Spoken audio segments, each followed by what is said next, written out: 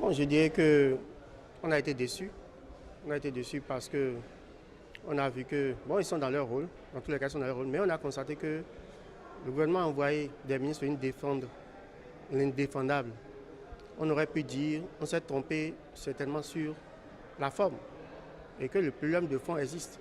Là, on comprendrait mieux que la forme, parce que dans tous les cas, au plan juridique, la forme ne tient pas.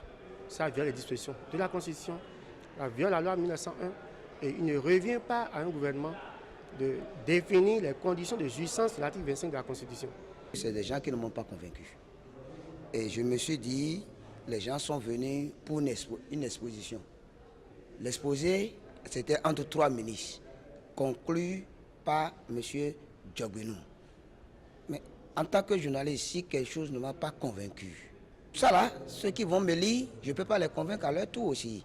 Mais je dis, cette mesure scélérate qui a été prise par le gouvernement, ce qui me fâche et continue de me fâcher, c'est quoi? J'ai vu quelqu'un comme M. Agbangbata, qu'on a amené pour figurer, qui ne dit rien face à une situation du genre. C'est une mesure que même le gouvernement, en la prenant, ne savait pas tout ce qu'il y avait derrière. Nous avons entendu des choses suffisamment graves de la bouche, n'est-ce pas, des ministres du gouvernement, puisque lorsqu'on entend dire qu'au niveau du campus, il y a des milices formées par des anciens ou des militaires à la retraite, qu'il y a des lieux de non-droit, je me demande si toutes ces choses-là se passent dans mon pays.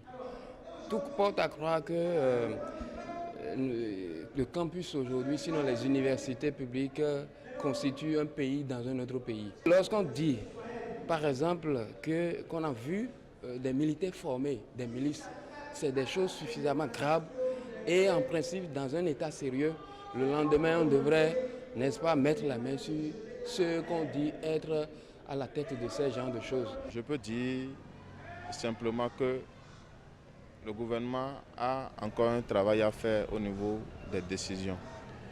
Et précisément sur cette décision, il doit ramener la balle à terre, revoir la sanction qu'il est en train d'affliger aux étudiants.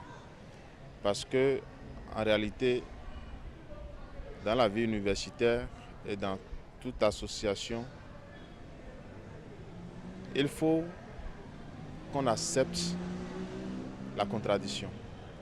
Et si les mouvements n'existent pas dans les universités et dans les groupes, la contradiction n'existe pas. Et si la contradiction n'existe pas, ça met à mal notre démocratie.